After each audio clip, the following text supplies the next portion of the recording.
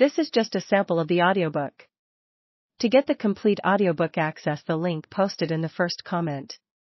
Moving a guy as big as Keever wasn't easy. It was like trying to wrestle a king-size mattress off a waterbed. So they buried him close to the house. Which made sense, anyway.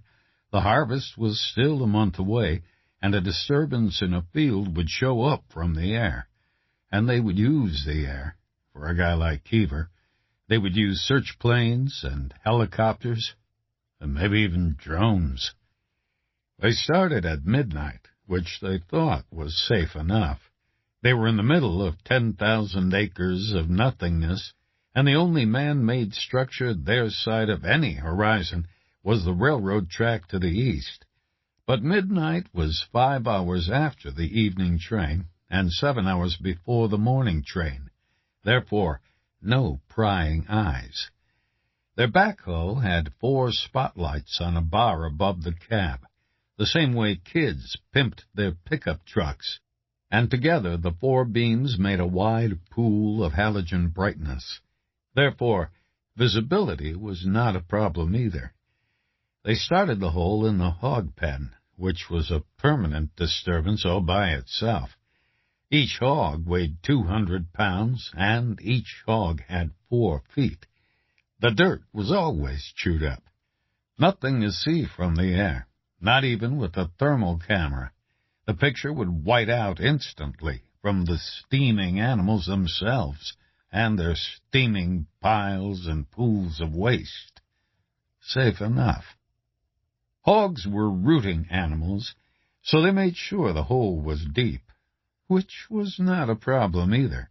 Their backhoe's arm was long, and it bit rhythmically in fluent, articulated 7-foot scoops, the hydraulic rams glinting in the electric light, the engine straining and roaring and pausing, the cab falling and rising as each bucket load was dumped aside. When the hole was done, they backed the machine up and turned it around, and used the front bucket to push Keever into his grave, scraping him, rolling him, covering his body with dirt until finally it fell over the lip and thumped down into the electric shadows. Only one thing went wrong, and it happened right then. The evening train came through 5 hours late. The next morning they heard on the AM station that a broken locomotive had caused a jam 100 miles south, but they didn't know that at the time. All they heard was the mournful whistle at the distant crossing, and then all they could do was turn and stare at the long lit cars rumbling past in the middle distance, one after the other, like a vision in a dream, seemingly forever. But eventually the train was gone, and the rails sang for a minute more, and then the tail light was swallowed by the midnight darkness, and they turned back to their task. 20 miles north, the train slowed, and then eased to a hissing stop, and the doors sucked open, and Jack Reacher stepped down to a concrete ramp in front of a grain elevator as big as an apartment house. To his left were 4 more elevators, all of them bigger than the first, and to his right was an enormous metal shed the size of an airplane hangar. There were vapor lights on poles, set at regular intervals, and they cut cones of yellow in the darkness. There was mist in the nighttime air, like a note on a calendar. The end of summer was coming. Fall was on its way.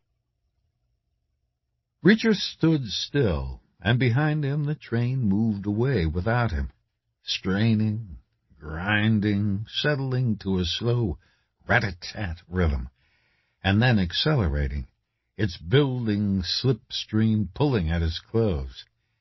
He was the only passenger who had gotten out, which was not surprising. The place was no kind of a commuter hub. It was all agricultural.